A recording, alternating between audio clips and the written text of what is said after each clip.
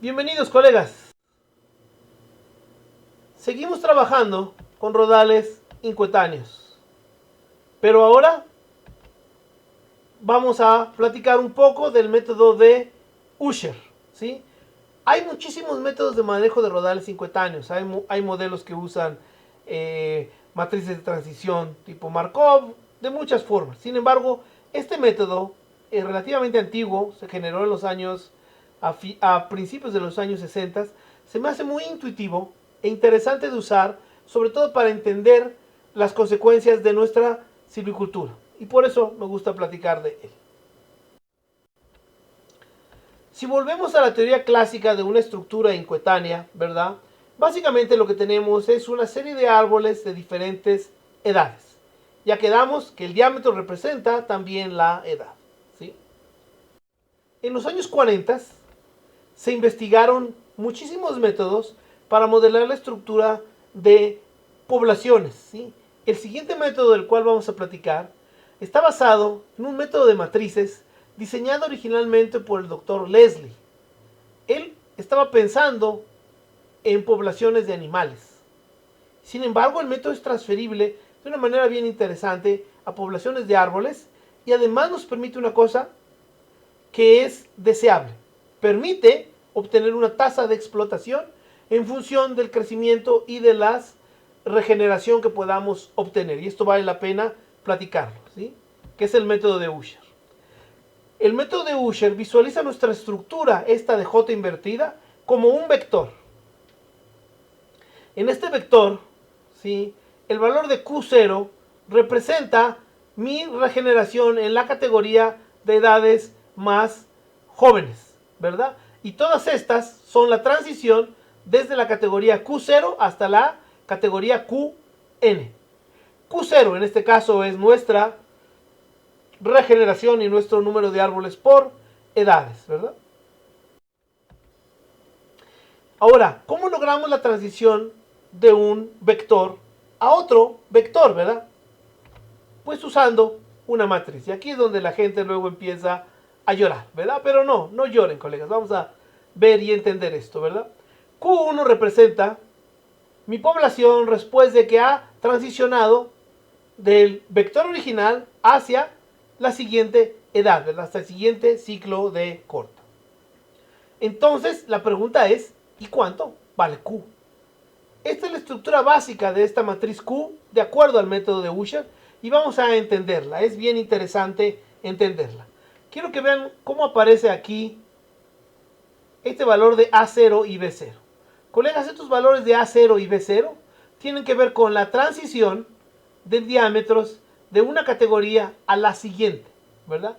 Los valores de A es la proporción de individuos de mi categoría que quedan y B es la que pasan a la siguiente categoría. Y así están para cada una de las categorías, excepto para esta última categoría.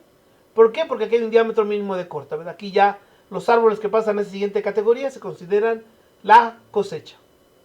Hay otra cosa aquí bien interesante que vale la pena mencionar. Este valor de C1.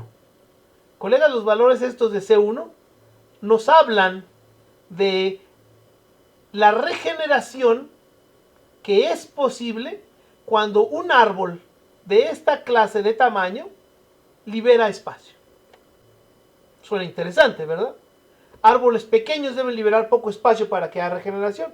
Árboles grandes deben liberar mucho espacio para que haya regeneración. Y la otra cosa relevante es mi lambda.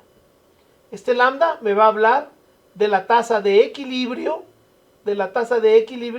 que yo voy a tener dada una tasa de transición de diámetros de una categoría a otra y una regeneración potencial de esos diámetros.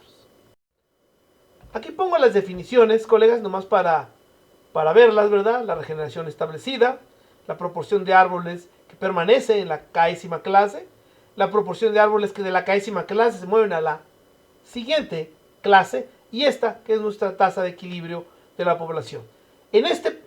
Aquí, a diferencia del otro método, el método de Meyer, aquí la incógnita es lambda. ¿Cuánto vale lambda? Lo vamos a ver también en un ejercicio, ¿verdad? Pero primero hay que entender parte de esta teoría. Ahora, aquí viene lo divertido del método. ¿Cómo calcular lambda? Bueno, para calcular lambda necesitamos resolver el siguiente sistema de ecuaciones. Hay un sistema tal de ecuaciones, ¿verdad? Que la transición de este vector a este vector me representa este escalar lambda. Colegas, cuando este caso sucede, ¿verdad? Ustedes lo pueden ver en álgebra de matrices. Estos se llaman los vectores o la raíz característica de un sistema.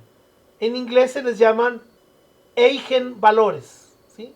Los eigenvalores son las raíces características de un sistema de este tipo, ¿verdad? Se usa mucho en álgebra, sobre todo se usa mucho sobre todo en análisis multivariado, este tipo de estrategias. Sí, por aquí lo que nosotros queremos es calcular ese valor de lambda. El valor de lambda tiene una similitud con nuestra Q. Va a estar entre 1 y 2, no puede ser mayor de 2, ni puede ser menor de 1. Peor de los casos será igual a 1.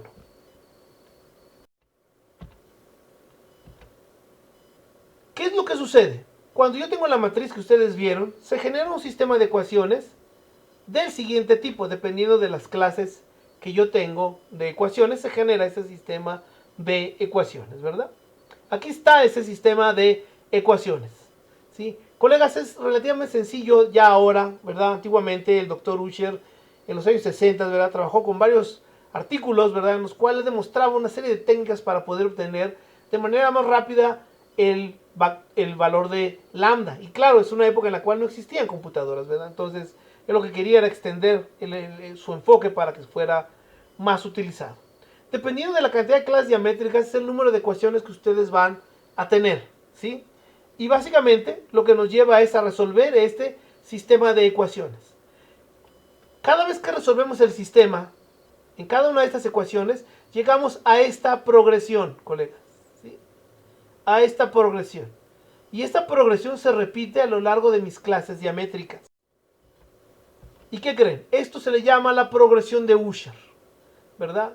Cada clase diamétrica va a tener su propia Q definida por, obviamente, las transiciones que están aquí, ¿verdad? Es decir, la cantidad de árboles que se incorporan y la cantidad de árboles que quedan referidos a esta lambda de equilibrio.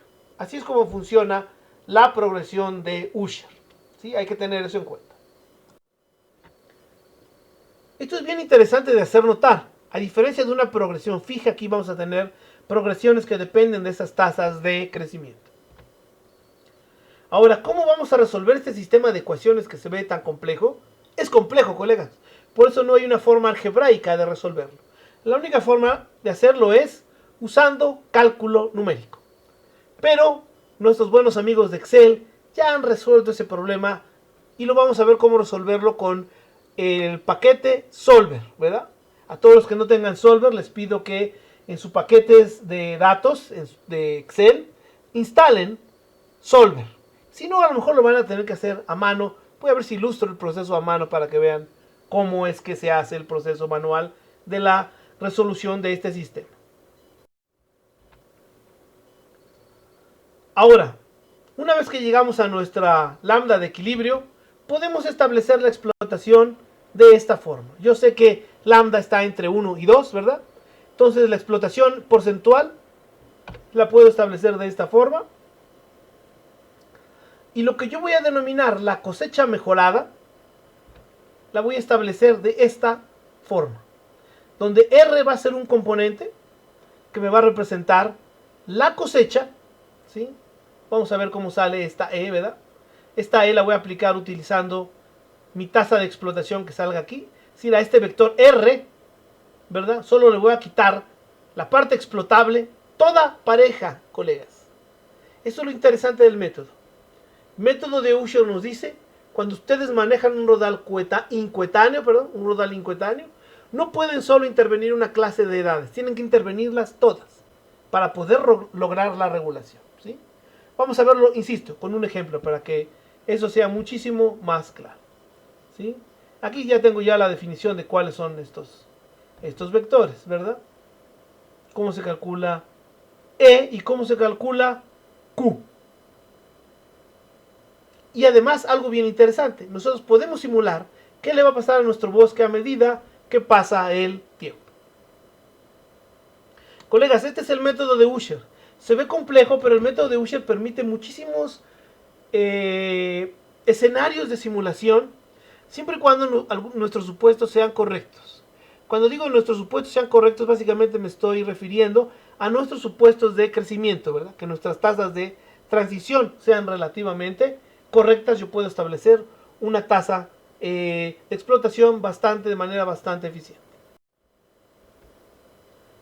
Colegas, finalmente ya para terminar el tema de rodales cincuentáneos, quiero hacer los siguientes comentarios adicionales. Turno técnico en rodales cincuentáneos. ¿Existe un turno técnico en rodales cincuentáneos? Colegas, yo he discutido tremendamente con los colegas, todos me dicen que sí existe. Me dicen, el turno técnico es cuando alcanza el diámetro mínimo de corta. La edad a la cual alcanza el diámetro mínimo de corta. Pues a lo mejor sí, colegas.